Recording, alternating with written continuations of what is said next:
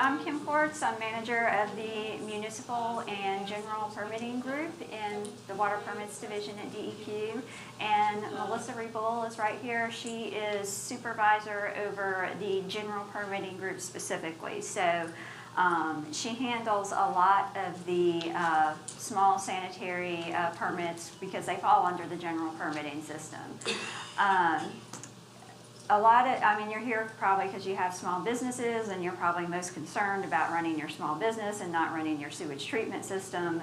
So we're here to kind of explain, why you have to have a permit and what it means and, why all of a sudden do you have to, sample for nitrogen and phosphorus and your limits went down from 30 to 10 or 5. So I'm going to try to explain that a little bit better. And we're not here to, that's our mission statement. We're not here to put people out of business, but there are rules and regulations that as an agency that we have to comply with, So we're trying to balance the two. I'm going to go over just the Class 1 sanitary general permit, the requirements of it, water quality impairments, which will lead into why you have such a stringent permit and why you may be having difficulty meeting the requirements of that permit, and some potential path forward from there. So your permit, the general permits, individual permits, they all fall under what we call the LPDES system, which is the Louisiana Pollutant Discharge Elimination System. This is a delegated program from the EPA. Most states in the U.S. are delegated to handle the water permitting program from EPA. There are a few states who are not. I think Idaho is one, and maybe Massachusetts. Can you think of? New Mexico, right. I forgot, and they're in our region. So the people in those states actually have to go to EPA to get their permits. Their states do not issue their water discharge permits. And the basic elements of the permitting system is, do you have a point source, which is basically a discharge from of pollutants from any system, whether it be, a sewage treatment system, an industrial process, even some types of stormwater are considered point sources. And then our definition of waters of the state, if you have a point source that discharges to waters of the state, you are required to get a permit under the LPDES system. So why are they important? Because, the limits that we put in the permits are there to protect water quality, to protect aquatic life, to protect recreational uses, so fishing, swimming, in some cases drinking water as well. The general permitting system is allowed under the state and federal regulations. It's basically a streamlined process for a class of discharges. So the Class 1 sanitary general permit, all of you guys have a system that's less than 5,000 gallons per day, that you all have the same exact limits, the same requirements. So we're not going to issue each one of you an individual permit that has to be public noticed, and then we have to respond to comments. It's a very long, expensive process. So what we do is we write one master general permit. We public notice the master general permit. And if anyone from the public, wants to comment on it, they can do so during the public comment period. But once it's closed and that permit is issued, then anyone who qualifies for coverage under that permit and submits a notice of intent can get coverage under it, in a matter of a few weeks or a couple of months, as opposed to the 6-month individual permitting process. And the Class 1 sanitary general is the most prolific general permit we have. Unlike some other states, our definition of waters of the state is very stringent. I don't know who wrote it. Probably somebody 30, 40 years ago wrote that definition. But it includes, waters of the state includes every ditch, every pond, every canal, any water conveyance in our state is considered a water of the state. So even if you discharge to the roadside ditch out front, it's considered a water of the state. So our universe is over 4,000 Class 1 permits, and that's just permits less than 5,000 gallons per day. We also have Class 2, Class 3, Class 4, which, you know, go up in size, and there's fewer of those, but overall, our permitting universe in the state for all types of permits, general and individual, is close to 13,000. So we've got a big number of facilities that we have to permit, manage, reissue the permits, collect discharge monitoring reports from. It's a pretty big job.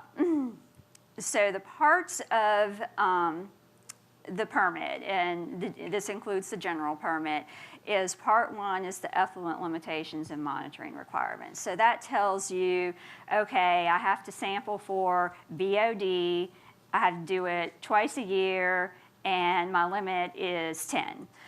So that's what part one is for. And part two are any other requirements. So it specifies your due dates, what you can and can't do with your system. Like you are not supposed to be pouring, you know, chemicals down your drain, you know, that your sewage treatment plant cannot, you know, appropriately process. So that, all that is in part two of the permit.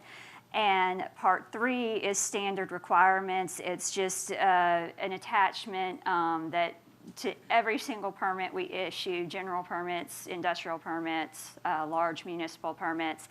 And it's essentially things like you have to, if something changes with your facility or your system, you have to notify us. If you have a spill, you have to follow these notification requirements. And it's just kind of general information. And it's the same in all permits. So when you submit an NOI to us and you receive coverage, you're not going to get a permit. Like, it's going to be a letter of coverage telling you have authorization to discharge under the Master General Permit.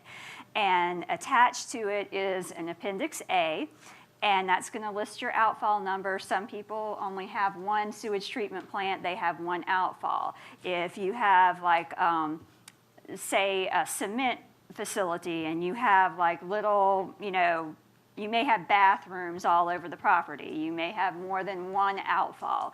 So that Appendix A is going to list each individual point where you are discharging to waters of the state. And then it'll describe, you know, what type of wastewater, whether it's treated sanitary or if it's a car wash, you know, we'll describe that. And then it's going to tell you specifically what part of the Master General Permit applies to your facility. Because we have TMDLs, we have different water bodies with different water quality standards across the state. Not everybody's limits are going to be exactly the same. So we have schedules in the Master General Permit, Schedule A, B, C, D, and that Appendix A is going to tell you which schedule in the Master General Permit applies to you. So if your Appendix A says Schedule B, I, and F, you only have to worry about, oops, what happened here? Hey, help. I don't know. I didn't touch anything. Okay, there we go. You're only going to have to worry about those particular limits and those parameters. You don't have to worry about, you know, all the other schedules that are in the Master General. And this is what it looks like. And this is one that happens to be in Mandeville. So they are subject to a TMDL, and they have schedules B, I, and J. And again, you're going to get, you know, we don't mail out copies of the Master General Permit. We have to mail them certified mail. They're, you know, 30, 40 pages, and it costs a lot. So we just mail you the authorization letter, the Appendix A, and you can download the Master General Permit from our website. Also, when you receive your letter of coverage in the mail, the date stamp on that letter is the date that your coverage begins. And that's kind of an effective date. Now can I really read this word for word? To explain a little bit more about coverage dates and effective dates, Master General Permits are issued on a 5-year cycle. So the Class 1 Master General Permit was reissued November, Melissa, is that right? December 1st, okay. It was effective December 1st of 2017. So that's the Master General Permit. And in 5 years from December 1st, 2017, we're going to reissue it. Now, everyone who is covered under it, you can get coverage anytime during that 5-year period. So your personal effective date may be, you know, August 1st, 2018, but it's going to expire the same date that that Master General Permit expires. And when it expires, we're going to reissue the Master General Permit, and then we're going to send new letters to everybody who is currently covered under that Master General Permit. So, you know, and because it's only once every 5 years, often, you know, people get this letter, you know, what is this? You know, it says I have a permit, but I think I already have a permit. What does this mean? It's just telling you that your coverage has been extended under the new reissued Master General Permit. So here's an example of a schedule that's in the Master General Permit. This is Schedule B. This is one that Schedule B applies more to like restaurants, laundromats, industrial type facilities that may have oil and grease in their system. So this is, if you have Schedule B, you probably have that oil and grease limit. That's why it's in there.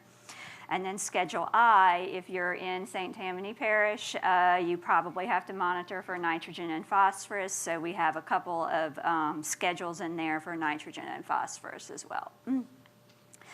So understanding effluent limitations. When you look at those, let me actually go back. You're going to see like report here. That means there's no limit. You just have to collect the sample, have it analyzed for nitrogen, and tell us what the level is. The nitrogen and phosphorus monitoring is mainly for us to collect data. Nitrogen and phosphorus are what we call big oxygen demanding pollutants. So even though this water body may be impaired for low dissolved oxygen, nitrogen and phosphorus are contributors to that low dissolved oxygen impairment.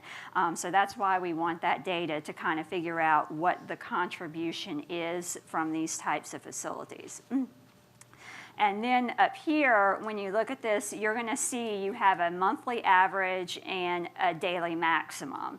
That's a regulatory requirement. Even though you only have to sample once every 6 months, essentially you're going to have to meet that 30 because that's the monthly average. Like POTWs that have to sample daily or weekly, they have a little bit more of an advantage because they can average out their numbers. And as long as they're meeting, they can, if they have a monthly average of 30 and they sample 4 times a month and one sample is 45, if they all average out to below 30, they're still meeting the requirements of that permit.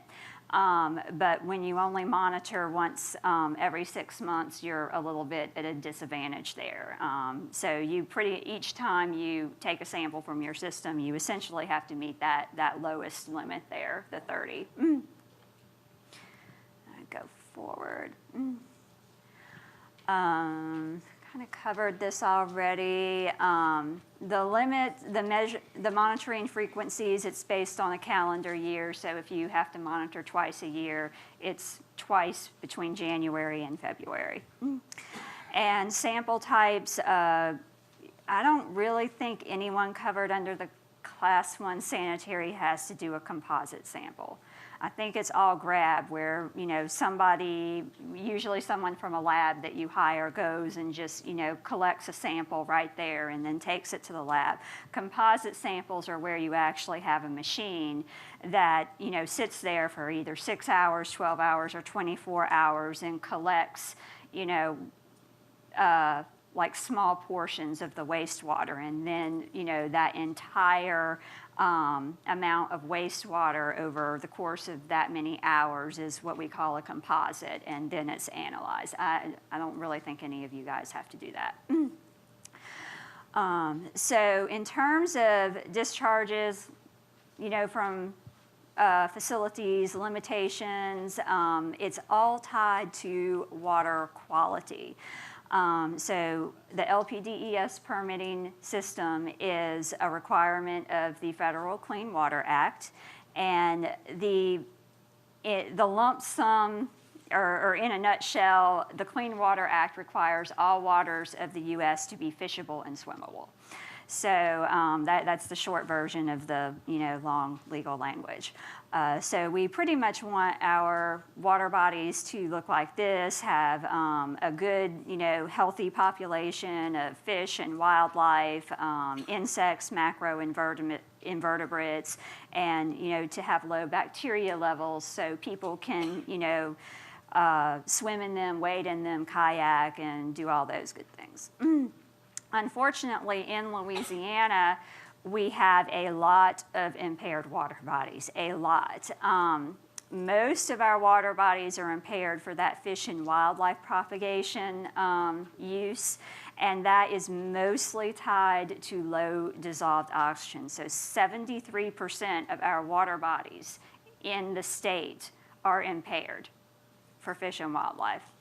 And most of those causes are impairment. The number one is dissolved oxygen, and then nitrogen and phosphorus, which are contributors to low dissolved oxygen, are also on that list.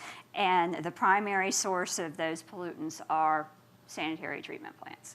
Agriculture too, but we don't regulate agriculture, so that's not in our purview. And the number one contributors, sources of those impairments, of course, there's natural sources. There's things that are out in nature that's outside of our control. But the number one anthropogenic source for low dissolved oxygen impairments are on-site treatment systems, so septic tanks and other decentralized systems. Primarily because they're smaller systems, they're not as efficient. If you don't maintain them, they stop working. And then pretty soon, you may not even realize it, but you're discharging raw sewage to waters of the state. And this is a reality. These are some, basically what an impaired water looks like. Lots of algal blooms, lots of gunk and scum, floating in the water. This is St. Tammany Parish, so pretty much all of the watersheds in St. Tammany Parish, with the exception of Lake Pontchartrain and a couple of right along the shore of Lake Pontchartrain, are impaired. So this is why you guys have very difficult permits and stringent limits that are hard to meet, and it's very costly to run and maintain your sewage treatment systems. So when a water body is impaired, DEQ develops what we call a TMDL. So that's a total maximum daily load. When this is developed, our water permitting, our group does not do this. We have a group of engineers that go out, they do watershed surveys, they take hydrological data, they take an inventory of all of the point sources in a watershed. Some of those are done by sweep. So if you've ever been the recipient of a knock on your front door saying, hey, where's your permit? And you didn't have a permit, and then you were told you had to get one, it was probably because of a sweep done in preparation for a TMDL. So they calculate all the point sources discharging to a watershed. They do a calculation for non-point sources, which is agriculture, runoff, stormwater runoff from parking lots, and then they calculate what we call a margin of safety, which is like a margin of error in the model. And sometimes that margin of safety includes a little bit of padding to allow for future growth in an area too. And then once those calculations are done, they can divvy up first they calculate like the amount of pollutants a water body can receive as a whole without being impaired. And then they basically divvy up that number between all the dischargers in the subsegment. And that's essentially what results in a whole bunch of lower limitations.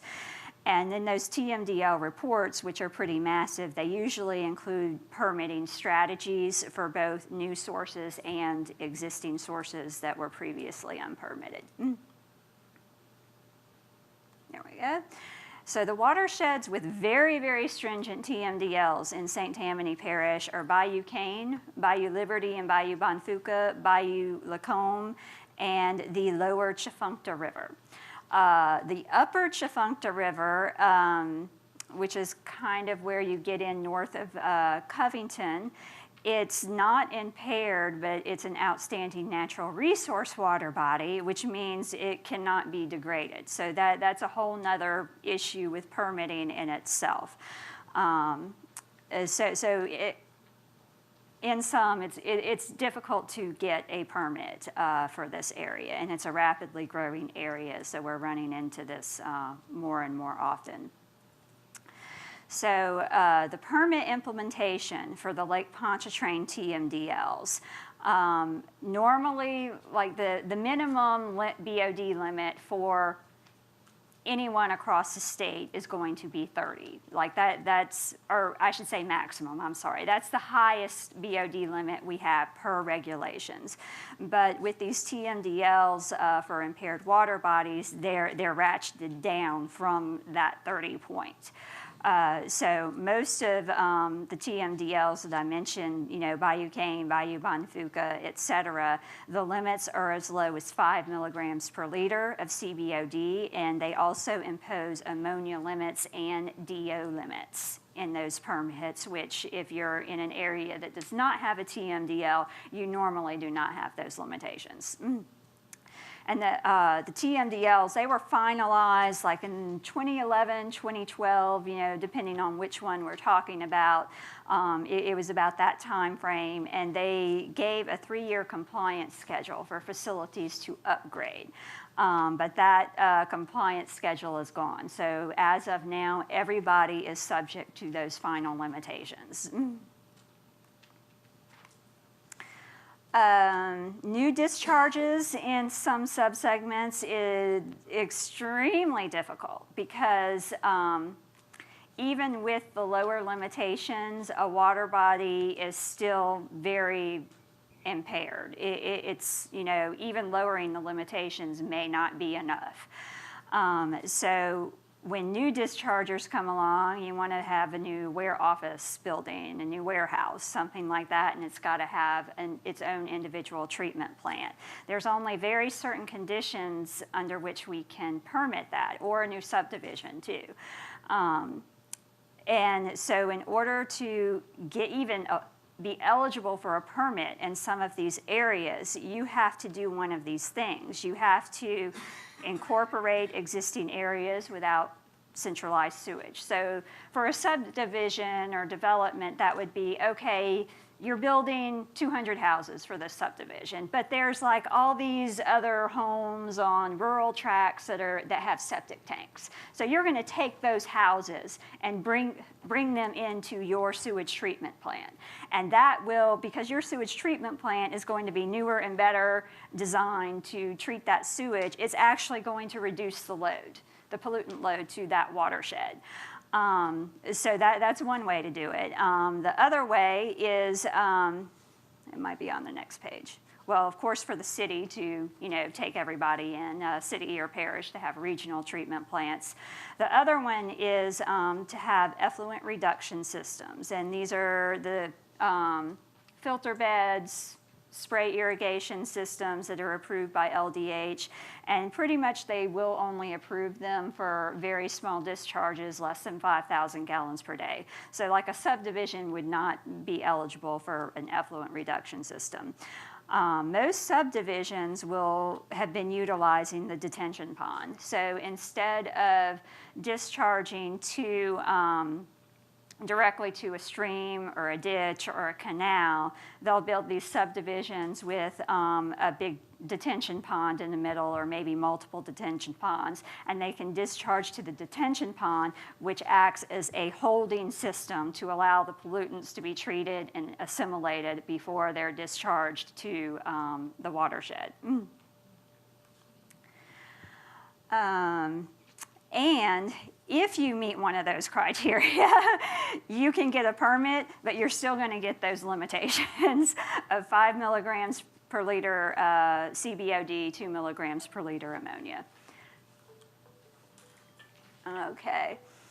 And when you apply for a permit and you're a new discharger in one of these areas, you'll probably often get another letter from us asking you to respond to these environmental impact questions. This is a state statute. This is not really a DEQ requirement. It was a result of a big lawsuit, Save Ourselves, that occurred many years ago. So when a new discharger comes into an area and it's very controversial, it's an impaired water body, the person or company that is proposing to discharge into this water body has to do this environmental impact assessment. So they have to look at alternative impacts, alternative sites, look at mitigating measures. And basically they need to be able to justify why they need to put this discharge into this particular stream that's impaired. I'm running ahead of schedule, so that's good. The path forward from here, because, DEQ, we would love it if Mandeville, Covington, Madisonville would all just have big regional publicly owned treatment works and extend their collection systems everywhere where sewage treatment is needed. Unfortunately, we do not have the authority to make them do that. They have to do that on their own, but when we start denying permits to their constituents, maybe they'll kind of, get a little bit more proactive about having community sewer systems. If you already have an individual sewage treatment system and you're struggling with meeting those permit limits, you can try treatment plant optimization. It essentially turns you into a sewage treatment operator, which I know none of y'all probably want to be or do, but that there are things that you can really do to help your sewage treatment system operate much more efficiently. And then old septic systems, I'm sorry, they are never going to meet those limitations. They will have to be replaced with some sort of aerated sewage treatment system, possibly with a chlorinator on it. So that's pretty much all I have. I did go through that really fast because I wasn't sure how long it was going to take. But if anyone has any questions, you can ask. Melissa and I are here, if you have any questions. And then if you think of questions later, you can give us a call. That number, 219-3590, that's our main number. So it goes to our administrative assistant. If you need to talk to someone that specifically deals with general permit, you can ask to speak to Melissa, Laura, Blake, or Medi. They all handle these sanitary treatment systems. All right? Any questions? Yes. Mm-hmm. Do y'all have a printout with the labs that we can use? It's on our website. Actually, if one of y'all back there has access to the internet, they can probably show you. But when you go to deq.louisiana.gov, probably the easiest way is just in the search bar to type LELAP, L-E-L-A-P. Are you done with your presentation? Yes, and that will take you to the LELAP, LELAP. That is the Louisiana Lab Accreditation Division. And that, once you get to that website, there's a link to an Excel spreadsheet that has all of the labs that are certified in the state. And it's an extensive list, yeah. So once you do that, once you get the lab to come out, then the next time you do your reports, the next time it's due, is it quarterly that we're doing that? It all depends on your specific coverage. Like some of you guys have semi-annually, some of you guys have quarterly, some of you guys may only have annual. So it depends. If you have, I'd say most people probably, they're covered under Class 1, have it twice a year in this area. So that would mean your reports need to be submitted via NetDMR by July 28th for the first half of the year.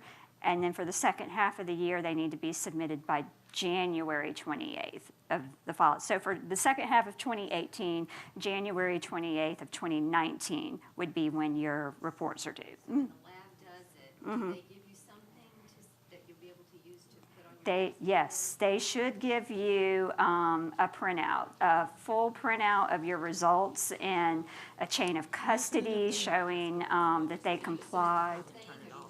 No, the lab reports you keep. That's part of your permit requirement that you have to retain your records for at least 3 years.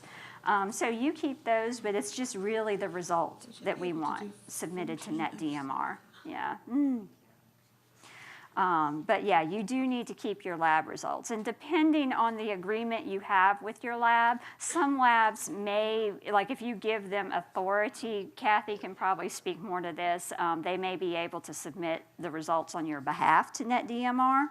But that all depends on what lab you use. And there are also, and I forgot to mention one other thing, is that a lot of people may only have like 1 or 2 employees, may only have 1 bathroom, and your system is way oversized. So there may be years where you don't even have a discharge out of the end of that pipe. Your permit still requires you to submit a monitoring report, but there's a code that you put into NetDMR saying no discharge. So we don't expect a lab to come out and sample nothing, and give us a result. So just once or twice a year, you just go into NetDMR and say, nope, I had no discharge. Yeah. To get it to discharge, I would probably have to go in because yeah.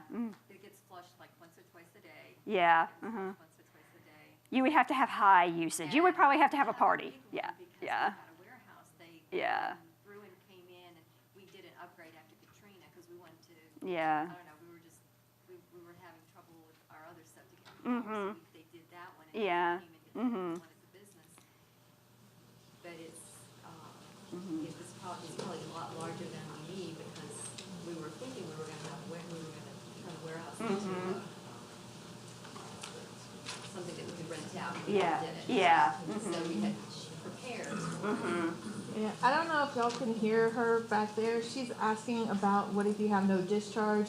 Don't force a discharge. I give other training classes, and there have been labs that have told their clients to force a discharge. We want something representative of what your typical flow is. So if you're no discharge, like she said inside NetDMR, I'm going to talk about, you can actually put a code that says there's no water coming out, there's no discharge. Don't force the sample because that is not your typical discharge. We want to know what goes on day to day at your plant.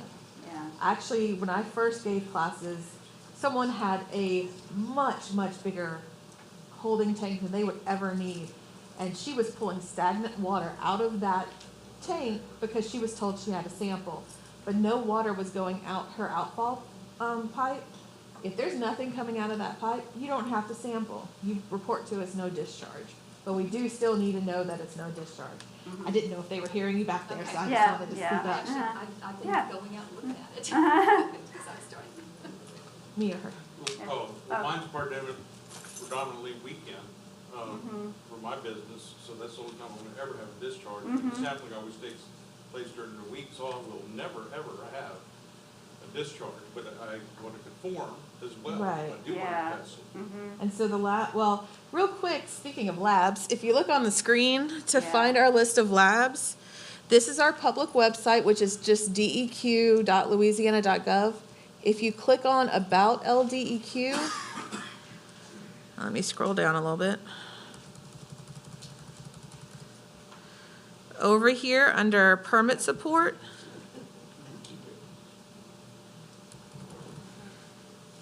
the very last option here is our lab accreditation, and inside there is where, where'd my mouse go? You can find the list of accredited labs.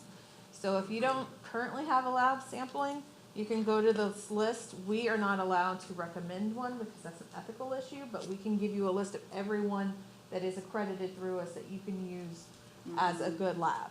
Yeah. So you would just need to talk to your lab. If it's a lab that doesn't come out on the weekend and you know that's the only time you discharge, you might see if there's another lab that does have staff on the weekend so that we know what your facility's discharging.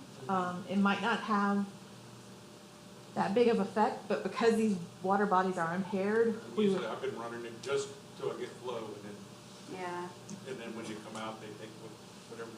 yeah, but Comes off see, the Yeah, but don't force it. If Yeah. you're Yeah, I not mean, getting it's ridiculous to me, but, you know. yeah. yeah, I've been, through the years, I've been trying to conform, and that's what I thought I had to do, you know. right. Yeah. So, I mean, Can he take his own sample? Can he take his own sample? if you talk to your lab, well, there's certain Well, that's tests. pH you can. Right, Yeah. pH you would have to have a meter for, or somebody come out for that because it has to be measured within 15 minutes. Oh. But everything else, some labs do have procedures where they'll supply the containers. It's just some of them have to be maintained at, I forgot what degree, it's cold. So you have to be sure it's packed full of ice so that the water stays at the temperature it needs to be. So you can always talk to your lab to see if there's some way you can work with them about that. But the pH is the issue because it has to be measured within 15 minutes. So basically instantaneously, you pull a sample, you stick the meter in, and then you get the results. But everything else is run back at the lab. Yeah, I mean, if they give you the appropriate containers and everything, because some tests require very specific container types and amounts, then yeah, it's possible you can take your own sample. So you just need to talk to your lab to see if y'all can work anything out. I got one thing I want to ask. Is there anything, talk about cleaning up the water? I know we're all permitted here as small business. And I understand why you wouldn't permit the residential side. It would be a chaos probably. But is there any program going on where they're trying to educate the general public about the need to make sure your aerator is working? The need to make sure if you do have a chlorinated zone to use it. I think that, I understand a lot of people would just like blow it off, but there'll be people that don't even realize what's going on that would possibly help our environment. Is there anything in the works possibly to do that? Well, I know that residential's managed by DHH, well, it's now DH, but DHH instead of us, but I don't know if we have a program because we don't permit and we don't monitor We have a- residential An as educational DH. program. Yeah, we have a We can speak to that, I'm sorry, non-point we're your parish representatives and we can speak to that in just a second Yeah. if you guys are. But we do have a non-point source program at DEQ. It's not part of the water permitting division because it's specifically for unregulated discharges, like someone's personal home. Right. Of course, we do not permit. And they do have education systems. They, depending on what area of the state, has interest, they even have grant programs, like if there's a specific area that has a whole bunch of, septic tanks and people can't afford to upgrade those systems. There have been times when they've had the money to actually help these people upgrade their systems and educate them. So it's not a huge program, it's not very expansive, but, we do try.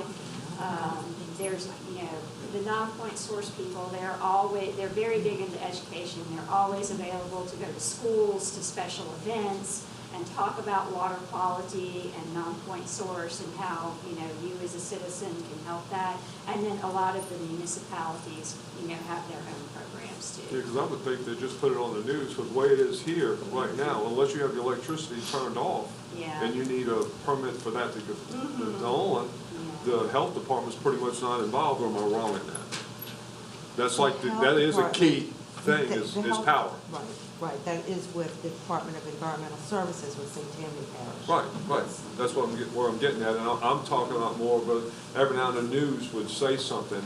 Oh, by the way, you rural people, make sure your aerator's working and all that stuff, we're trying to clean up Lake Pontchartrain or whatever. I mean, it's I'm simplifying it, but you know what I'm saying. It's something we could look at. I mean, if there's an interest, we have all kinds of, already prepared videos and public service announcements that we can certainly provide to local. If 10% would start getting on board, wouldn't that Yeah. make a big difference? Yeah, it would.